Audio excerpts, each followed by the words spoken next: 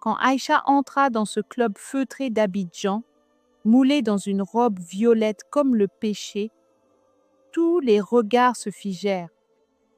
Mais personne ne savait qu'elle ne venait pas chercher du plaisir. Elle venait réclamer une vengeance qu'elle avait attendue 8 longues années.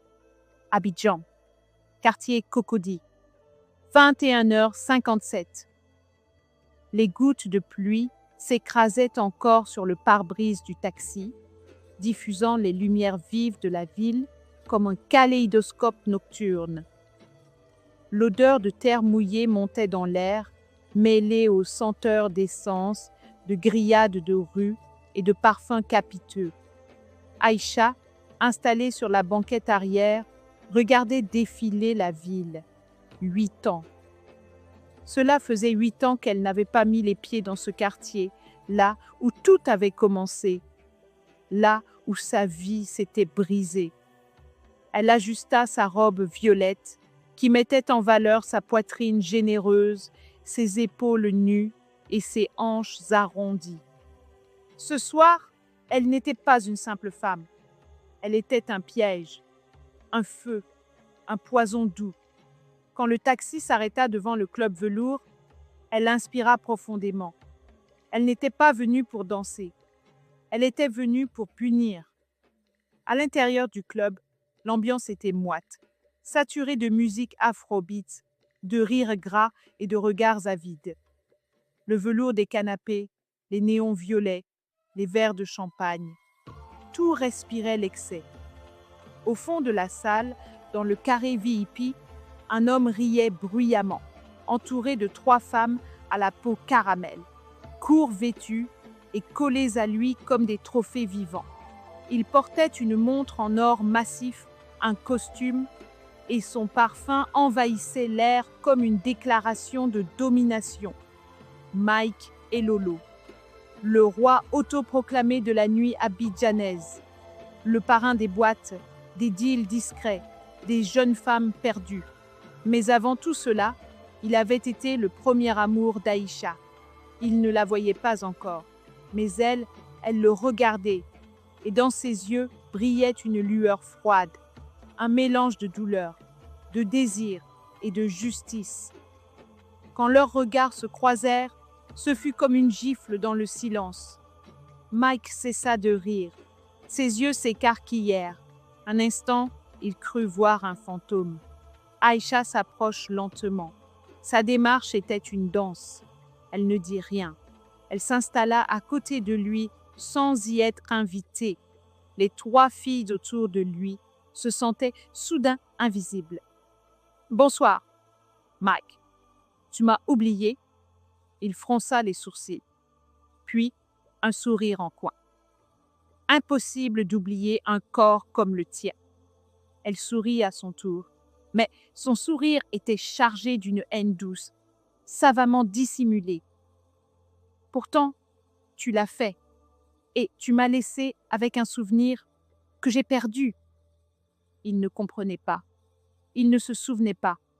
Ou il faisait semblant, mais Aïcha, elle, n'avait jamais oublié. Ni les nuits passées à rêver ensemble, ni le jour où il était parti pour travailler à Abidjan et n'était jamais revenu, ni ce matin glacial où elle avait perdu leur enfant, seule dans une chambre d'hôpital à Korogo. Mike, charmé, intrigué, excité, fit une chose qu'il ne faisait jamais. Il congédia ses 3 autres conquêtes de la soirée.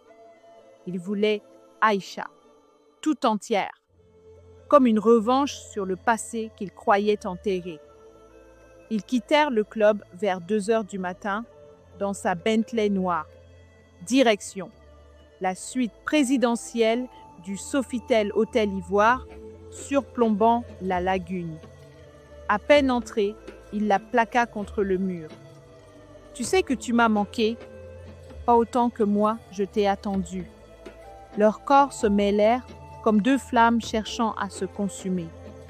Il embrassa son cou, sa poitrine, ses cuisses, jusqu'à la rendre folle. Elle gémit, feinta le plaisir, glissa ses ongles dans son dos avec rage. Il la prit comme on retrouve une terre perdue, avec violence, passion et appétit. Mais tout cela, elle le contrôlait. Vers 3h30, Mike s'endormit, nu, paisible, satisfait. Aïcha, elle, ne dormait pas. Elle se leva, remit ses sous-vêtements sur le bureau. Elle ouvrit son petit sac. À l'intérieur, une clé USB et une petite caméra qu'elle avait laissée discrètement tourner toute la nuit. Elle s'approcha de l'ordinateur portable de Mike. Pas de mot de passe. Erreur de débutant. Elle y insère la clé.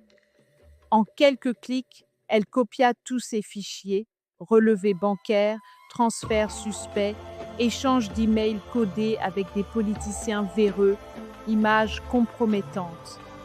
Tout ce qu'il pensait caché, elle le possédait. Puis, elle envoya le tout à une adresse mail. Une seule, celle d'un jeune inspecteur de police économique qu'elle connaissait bien. Un homme qui lui devait un service. Le lendemain matin, Mike fut réveillé non par le chant des oiseaux, mais par le fracas des bottes de la BA. Perquisition, mandat d'arrêt, saisi. Il cria. Il appela Aïcha, mais elle n'était plus là. À sa place, sur le lit, une lettre écrite à la main. Tu pensais que j'étais juste une autre belle femme à oublier. Tu n'as jamais su aimer. Tu as tué l'enfant que je portais par ton absence. Aujourd'hui, je tue ton empire par ma mémoire. Aïcha.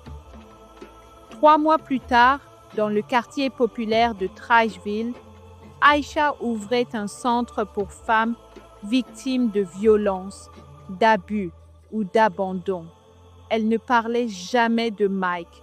Elle n'avait pas besoin de raconter son histoire. Elle la vivait chaque jour dans les yeux de celle qu'elle aidait.